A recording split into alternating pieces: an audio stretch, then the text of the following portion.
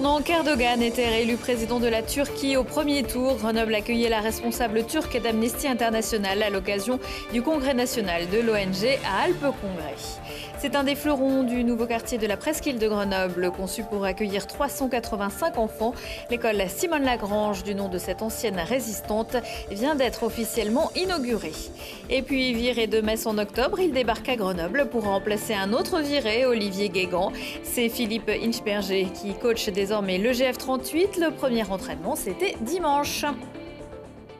Bonsoir à tous, ravi de vous retrouver dans ce JT du lundi 25 juin 2018. Toutes les heures à partir de 18h, l'essentiel de l'actualité du Grand Grenoble en moins de 10 minutes. Amnesty International France avait choisi Grenoble pour son assemblée générale annuelle samedi et dimanche. Plus de 500 membres de l'organisation non gouvernementale se sont retrouvés à Alpes-Congrès pour parler de droits de l'homme. Mathias Araez et Hugo Marseille.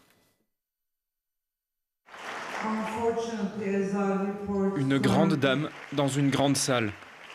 Grenoble a accueilli l'Assemblée générale d'Amnesty International en présence d'Idil Esser, directrice de l'organisation en Turquie. Elle est notamment venue dénoncer la politique du gouvernement turc qui tente à réduire les droits humains et à emprisonner son prédécesseur. Il y a un climat de peur et de pression. Le directeur précédent, qui est le président d'honneur de notre Assemblée, est toujours en prison. Malgré les preuves que les accusations portées contre lui sont sans fondement, pour Amnesty, c'est notre travail de défendre les droits humains et nous continuerons à le faire.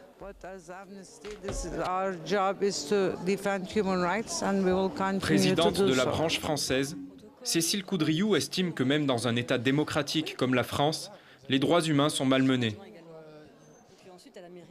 Il ne faut absolument pas baisser la garde. Notre mouvement est vraiment là pour faire un petit peu des rappels en fait, au droit international.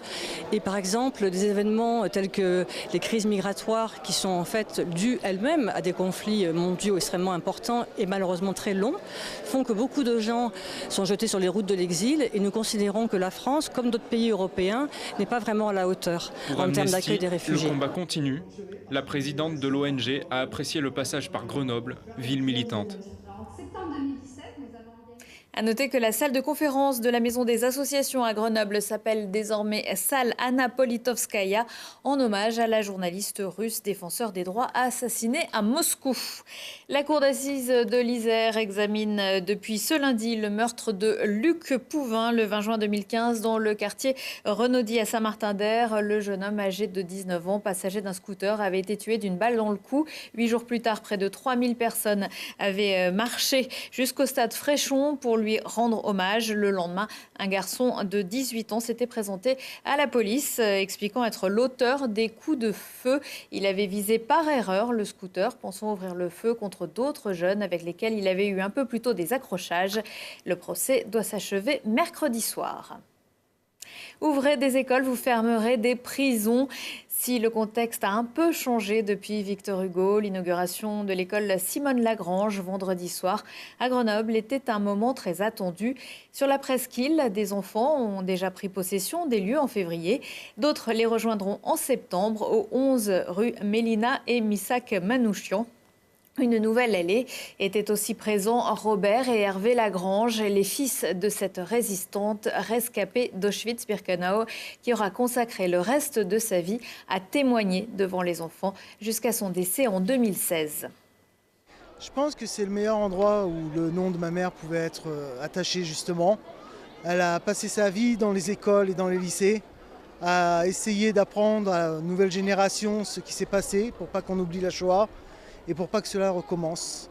Donc c'est vrai que c'est quelque chose de très touchant, surtout quand on voit ce lieu, ce magnifique lieu qui a été construit. C'est une école qui va porter le nom de ma mère et qui va former de nouveaux élèves.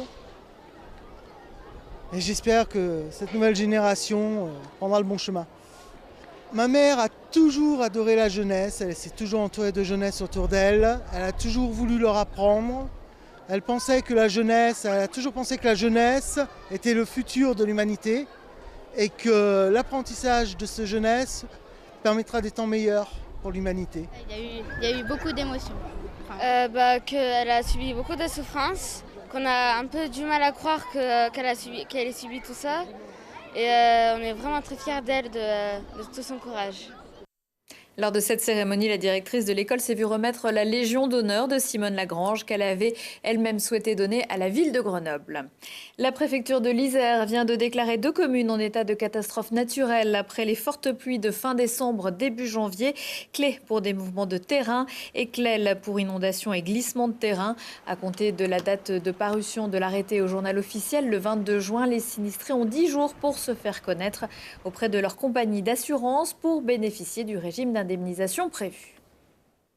L'Office national de la chasse et de la faune sauvage a compté les loups, pas sûr que ce soit pour s'endormir. Il serait 430 en France au 31 mars 2018 contre 360 l'an dernier, soit une croissance de 20%. Les zones de présence permanente seraient passées de 5 à 74 pour cette sortie d'hiver. Des chiffres estimés d'après observation et relevés d'indices, traces et empreintes, observations visuelles, piégeage photographique, dépouilles. Le plan loup du ministère de l'écologie prévoit 500 individus d'ici 2023. Pour protéger les troupeaux, 40 loups pourront néanmoins être tués jusqu'à la fin de cette année. L'homme est un loup pour l'homme, encore une citation, mais qui peut parfois s'appliquer au monde du football. Promis en National puis en Ligue 2, coaché par Olivier Guégan, c'est sous les ordres d'un nouvel entraîneur, Philippe Inchberger, que le GF38 s'est retrouvé dimanche matin pour la reprise à la Poterne. Mathias Araez. Le soleil, l'herbe fraîche, la reprise du football.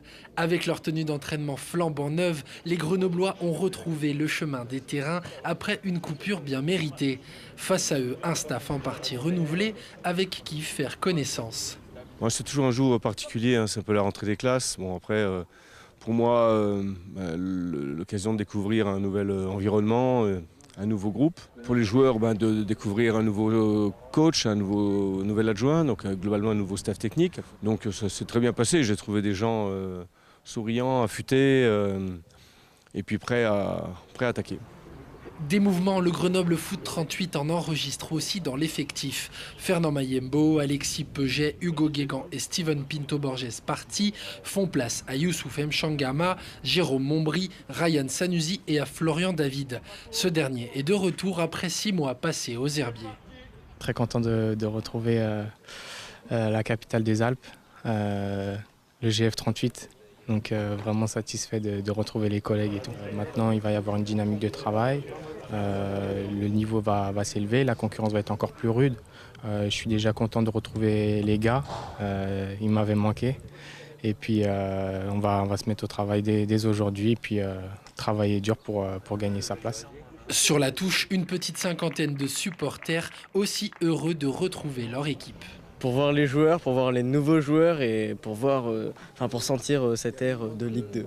Je vais m'abonner au GF. Après, moi, je l'aimais bien, Olivier Guégan, mais Philippe Inchberger, c'est un bon entraîneur aussi. Il connaît bien la Ligue 2. Il avait pas mal évolué en Ligue 2, je crois aussi. 458, c'est le nombre de matchs de Ligue 2 de Philippe Inchberger. Passé par Niort, Le Havre, Laval et plus récemment Metz, le technicien lorrain aura 5 semaines pour transmettre son expérience à ses joueurs avant la reprise. La vraie, cette fois. Toute l'équipe sera reçue mardi à la mairie de Grenoble en fin de journée, notamment pour voir le match France-Danemark à partir de 16h. À 19h15, 20h15, 23h15, si on parlait, émission best-of aujourd'hui avec un Grenoblois revenu bronzé de Corée, le chanteur d'Honoré en live avec sa guitare et une légende du football français nommé Djorkaeff. On se quitte avec ces quelques images du Outdoor Festival qui se déroulait ce week-end aux Deux Alpes. Illustration des activités que propose la montagne en été. Course à pied, ski, snowboard, VTT, trail, golf, parapente, slackline ou yoga. Athlètes de haut niveau, amateurs, copains ou familles ont participé à ces 3 journées. Le tout dans un cadre exceptionnel. Ça donne envie d'être en vacances. En attendant, je vous souhaite une très belle soirée.